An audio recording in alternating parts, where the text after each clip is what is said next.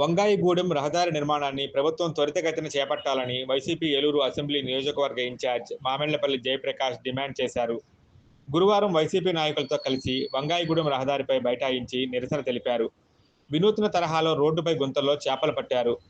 ఈ సందర్భంగా జయప్రకాష్ మాట్లాడుతూ తక్షణం నూతన రహదారిని వేయాలని డిమాండ్ చేశారు. కార్యక్రమంలో పార్టీ నాయకులు గుడిదేశి శ్రీనివాస్, నూకపల్లి సుధీర్ బాబు, మున్నుల జాన్ గురునాథ్, తుమురాట స్రవంతి, జిజ్జువరపు విజయ నిర్మల, ఇనుపనూరి జగదీష్ తదితరులు పాల్గొన్నారు.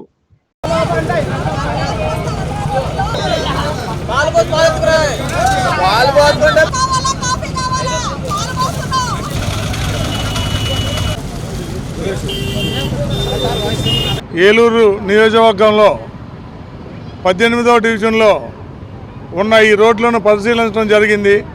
వంగాయిగూడెం సెంటర్ నుంచి క్యాన్సర్ హాస్పిటల్ దాకా ఉన్న ఈ రోడ్డు అత్యంత దారుణంగా ఉంది.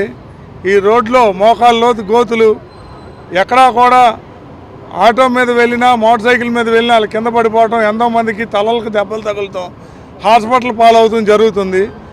నిన్న జరిగిన ఈ వరదల కారణంగా ఎంతోమంది ఏలూరు నుంచి పెదపాడు వెళ్ళే విద్యార్థులు ఈ గోతుల్లో పడి వాళ్ళు అనారోగ్యానికి దెబ్బలు తగిలి హాస్పిటల్ పాలు అయ్యారు.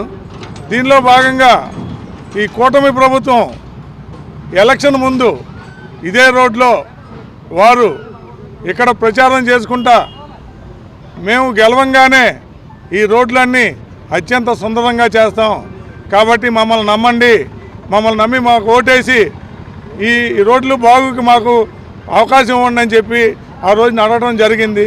కానీ కూటమి ప్రభుత్వం వచ్చి సంవత్సరన్నర కాలం అయింది. ఇక్కడ ఒక్క రోడ్డు కాదు కదా, ఒక గుంత పోవడం జరగలేదు.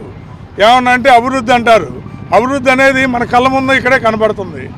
గత మా ప్రభుత్వంలో ఈ రోడ్డు శాంక్షన్ అయ్యి 1,47,00,000 రూపాయలు ఈ 18వ డివిజన్లో శాంక్షన్ అయిన డబ్బులను తీసుకెళ్ళి నాయకుల ఇళ్ల దగ్గర, నాయకుల కాలనీల్లోనూ ఆ డబ్బులు అక్కడ వెచ్చిచ్చారు. అదే డబ్బులు ఇక్కడ కానీ ఖర్చు పెట్టి ఉంటే ఇవాళ ప్రజలకు ఈ అవస్థ లేదు.